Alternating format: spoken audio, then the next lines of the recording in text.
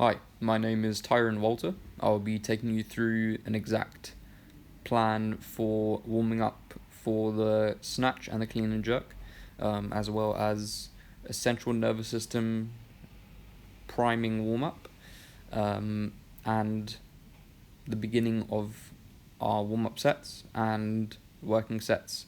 This will also include coaching points specifically for the snatch and the clean and jerk. Okay, so number one is the warm up. Now, we want to be warming up the specific parts of our body that we'll be using, the snatch and the clean and jerk, but specifically more the snatch is a huge range of motion. It's a very athletic movement. We use a lot of the posterior chain predominantly and the anterior chain. So we want to be warming up our bigger muscles, the muscles that we're going to be relying on as we want to generate the most force we can from those muscles specifically. So just priming the muscle, one, so you can feel them, two, for safety, and probably the most important reason why we warm up, and this also goes into the CNS, the central nervous system, the priming of that. We want to get our body prepared. So if you were to compare your performance in the gym without priming your nervous system or warming up in general, if you were to just load, let's say 90% of your working 1 rep max onto the bar, you would feel a significant difference from warming up, taking your time and preparing for the lift to come. You want to release some adrenaline. You want to get your body firing. Like I said, the snatch and the clean and jerk are very explosive movements. And in order to do that, your nervous system has to be firing. To be safe, but we also want them to be fresh. As that is the bread and butter of both movements, is your strength from your posterior chain. Normally, just from experience and just experience myself, having fatigued the glutes does not translate into a weak hinge. That they can take work. Your spinal erectors, unfortunately, doing high reps and a lot of work to warm up may not benefit you, as they'll just get tired. Okay, and then we're going to move on to just some light tricep or just elbow flexion, just so we can have a smooth press. Nothing weird happening, and also getting some blood in the joints can make you feel a lot stable, both physically and mentally. You feel a lot safer knowing that you've warmed up and you've taken the necessary steps into preparing well for your session, which boosts your confidence. And that I find that is a big booster in performance in general, is this confidence. So whether you get that from lifting assistance gear, a belt, straps, if that gives you confidence and you can commit to a lift better, or if it's just warming up and taking your time, getting yourself mentally prepared and physically prepared.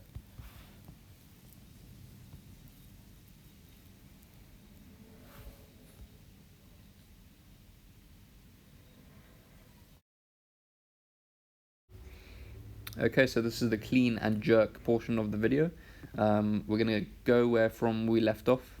So we've done the first pull, we've done the transition, we've catched the bar is on our shoulders and clavicles. The bar should not be in the palms of your hands and not on your fingertips. People with mobility restrictions sometimes have to modify with a fingertip setup, but this is not ideal to generating a lot of force through the hand. If you find that you're struggling with the piece or it's painful, then you're probably better off training for some wrist and forearm.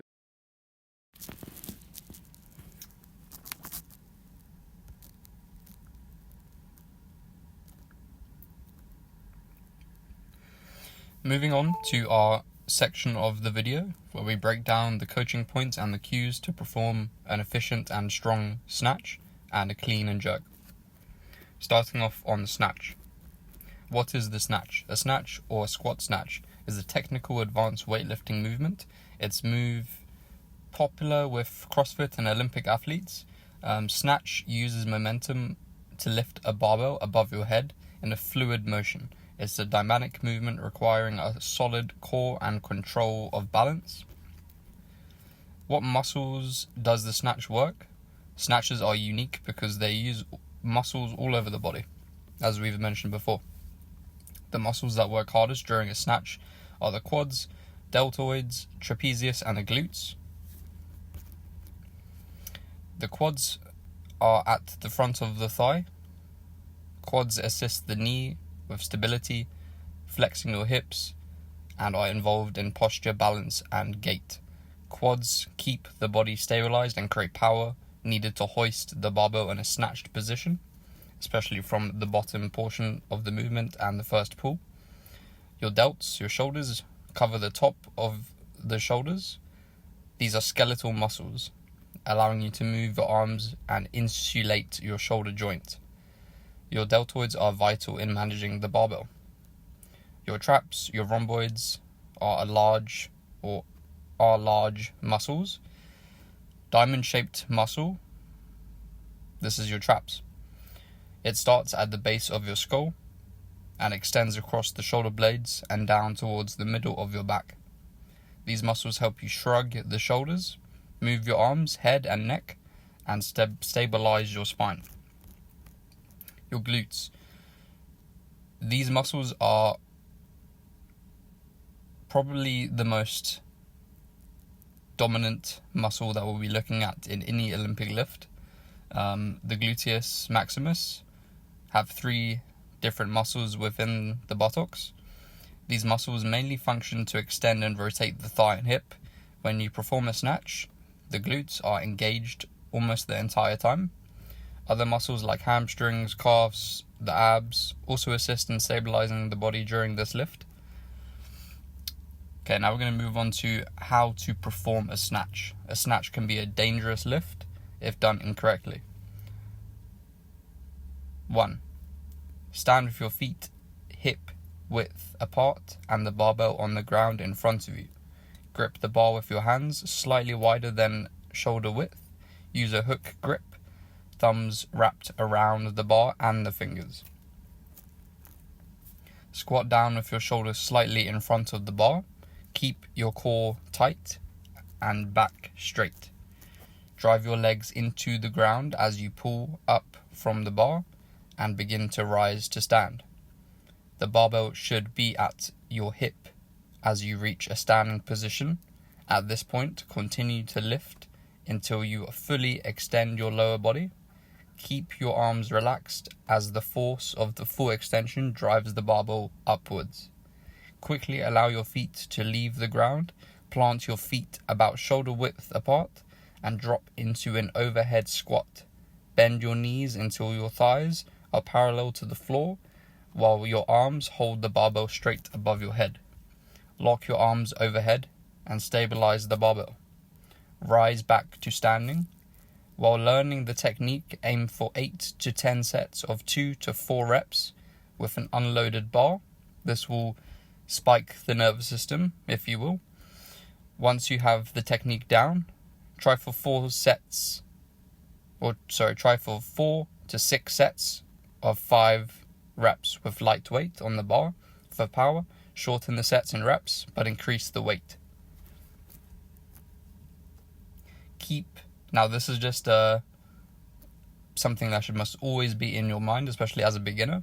Keep your heels planted until the full lower body extension. Keep the shoulders and the hips rising at the same time in the bottom part of the movement in the first pull. Power comes from the thighs, the hips, while the back and shoulders keep the barbell suspended. Now, these are just a couple of variations and snatch adaptations that can be put into your programming when you're looking to elevate your snatch not only your technique, but your power in these certain specific parts of the movement. So, the block snatch.